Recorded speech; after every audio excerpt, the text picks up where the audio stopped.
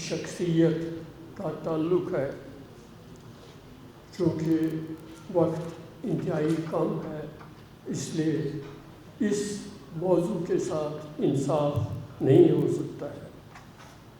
میں صرف چند کلمات اگرچہ جیلانی صاحب کے ساتھ میں نے مختلف مواقع پر کھا وہ جیل تھا یا جیل سے باہر یا اذان کی ادارت کے زمانے میں یا کوئی اور دور تھا تحریک کا، بہت ہی قیمتی لمحات گزارے ہیں.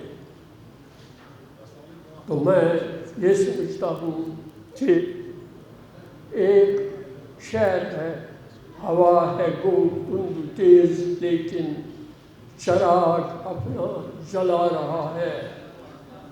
ہوا ہے گو تند تیز لیکن چراغ اپنا جلا رہا ہے. وہ مرد درویش حق نے جس کو دیے ہیں انداز خسروانہ. والذین جاہدوا فینا لنہدینہم سبلنا وإن اللہ لمع المحسنین.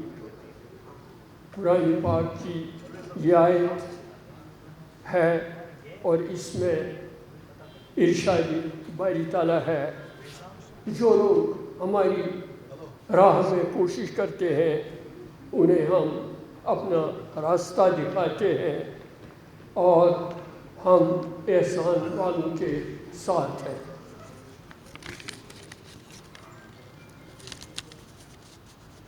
آج ہم ان کی یاد منا رہے ہیں. یوں تو ہم ہر ہفتے کسی نہ کسی کی یاد مناتے ہیں، مغفرت کی دعا کرتے ہیں، عیسائی ثواب پہنچاتے ہیں.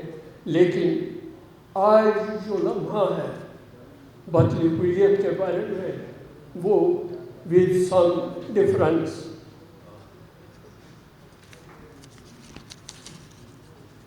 اصل سوال یہ ہے کہ جیلانی صاحب کا بنیادی جو نصب العین تھا اور ان کی شخصیت اور کردار جس نے ان کو سنوارا وہ یہ تھا، ان میں الہیت تھی اور عشق رسول اللہ صلی اللہ علیہ وسلم تھا.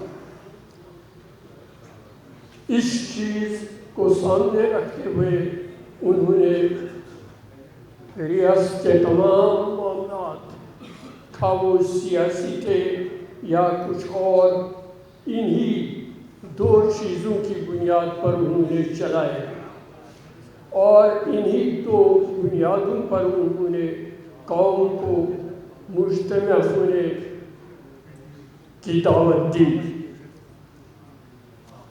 لیکن آخرکار جو سوال ان کے لیے سب سے زیادہ پریشان کن تھا اور جس نے ان کی زندگی پر کافی گہرے اثرات ڈالے، وہ کشمیر کی آزادی کا سوال تھا. آزادی اور غلامی کے بارے میں ان کے واضح نظریات تھے. مختلف انٹرپریٹیشنز، تعویلات اور تعبیرات کو چھوڑ کر ہم یہ سمجھتے ہیں کہ جیلانی صاحب یقیناً باطل ہویت تھے. وہ آزادی کے الفاظ، حق خود ارادیت کے الفاظ کے معنی اچھی طرح جانتے تھے. آج ہمارے سامنے جو اس لحاظ سے عام سوال یہ ہے کہ اس اصل سوال ان کی موت کے بعد، ان کے انتقال کے بعد اس تحریک کے ساتھ ہم کیسے انصاف کر سکیں. وہ ایک بڑا چیلنج ہے اور ہمیں یہ دیکھنا ہے کہ ہمارے پاس وہ استدلال کیا ہوگا، کہ ہم کیا آرگومنٹس ہوں گے جن کی بنیاد پر ہم اس صورتحال کا مقابلہ کریں جو آج ہمیں درپیش ہے. کیونکہ ہم جانتے ہیں کہ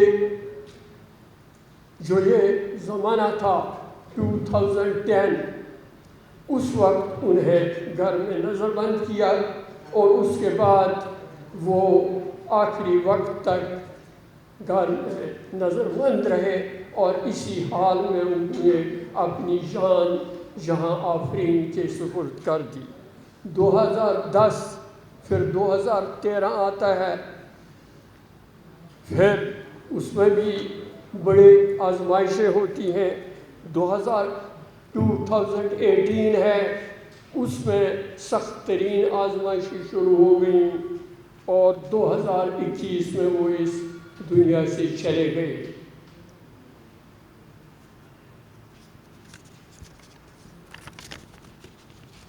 اور 2019 میں جب کہ وہ جیل میں تھے، ان کے ساتھ سنگین قسم کی ناانصافیاں روا رکھی گئیں،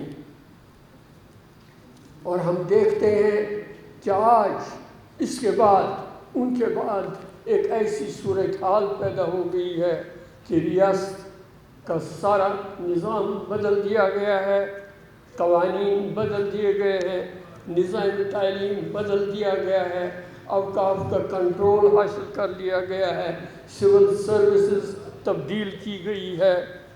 لیکن ایک بات ہے جو ابھی تک وہ نہیں کر سکے ہیں، وہ یہ ہے کہ انہوں نے بارہا کہا، ہندوستان نے اس پر کافی زور دیا کہ اقوام متحدہ کے مبصرین کو یہاں سے ہٹایا جائے، لیکن وہ اقوام متحدہ کے مبصرین کو یہاں سے نہیں ہٹا سکے، نہ وہ قراردادیں وہ ختم کرا سکے جو قراردادیں اس سلسلے میں اب تک پاس ہو چکی ہیں، اور جن کے مطابق کشمیری عوام کو یہ حق دیا گیا تھا کہ وہ اپنی مرضی سے آپ فیصلہ کریں گے۔ نہ وہ کتابیں وہ ان کتابوں کی سیاہی مٹا سکے ہیں، نہ وہ دستاویزات ختم کر سکے ہیں جس میں ہندوستان کے چوٹی کے لیڈروں کے بیانات ہیں، جن میں کشمیریوں کے حق خود ارادیت کی تائید کی گئی ہے۔ اس کا مطلب یہ ہے ہر چیز لینے کے باوجود وہ یہ چیزیں ہم سے نہیں چھین سکے ہیں۔ بلا شبہ انہوں نے اگرچہ اس تابوتی سکینہ پر انہوں نے قبضہ کر لیا ہے، لیکن اس کے باوجود چابی ہمارے ہاتھ میں ہے، اور اگر ہم چاہیں، اگر ہم ایسی صلاحیتیں استعمال کر سکیں، اگر ہم ایسا استدلال اور آرگیومنٹ دے سکیں اور دنیا کو اپنی بات منوا سکیں، تو اب بھی ساری طاقت ہمارے پاس ہے۔ اس کے باوجود ہم سمجھتے ہیں کہ جو حالات ہندوستان نے کشمیر میں کیے ہیں اور جس صورتحال کا اسے سامنا ہے، شکست خوردگی کا سامنا ہے، اس سے یہی ثابت ہوتا ہے کہ طاقت، پاور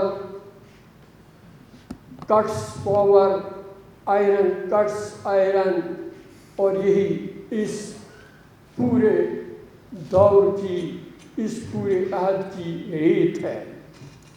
لہذا ہمیں نہ صرف آرگیومنٹس اور استدلال استعمال کرنا چاہیے، بلکہ اپنی طاقت کو بھی مجتمع کرنا چاہیے، اپنی طاقت کو بلا شبہ جمع کر کے اور اپنی طاقت کو مضبوط کر کے اتحاد کے ذریعے سے ہم اس میں کامیاب ہو سکتے ہیں۔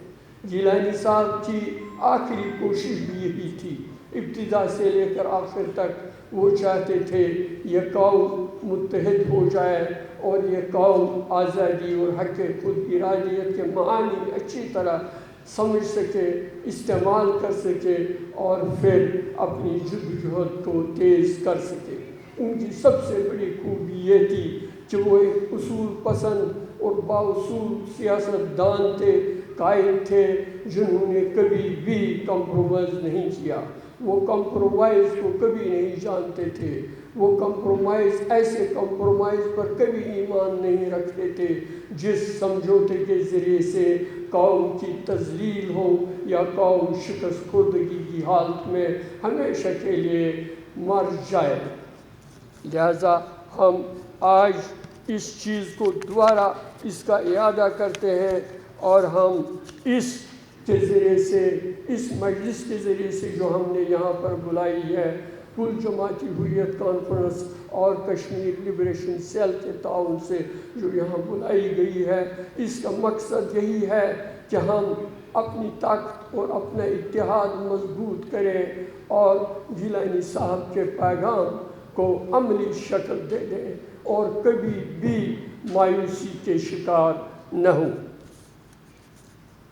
آخر میں چونکہ یہاں پر بہت کم وقت ہے، میں چاہتا ہوں میں وہ تمام تفصیلات جو میں گیلانی صاحب کے بارے میں جانتا ہوں اور جو میں نے وقت ان کے ساتھ گزارا تھا مختلف اوقات میں، تو میں اس کو اپنے سینے میں موجود رکھے ہوئے ہوں اور جانتا ہوں، لیکن میں یہاں پر چونکہ وقت کی تنگ دامانی کی وجہ سے اس کا اظہار میں یہاں پر نہیں کر سکتا ہوں۔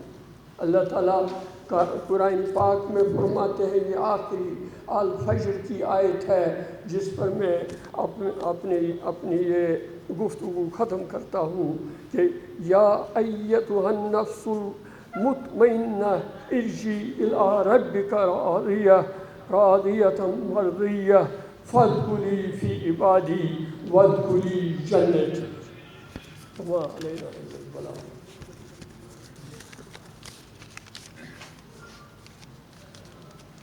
شکریہ محترم محمد فاروق رحمانی صاحب، آزاد کشمیر گورنمنٹ کی طرف سے نمائندگی یہاں پہ کر رہے ہیں۔ امتیاز نسیم صاحبہ جو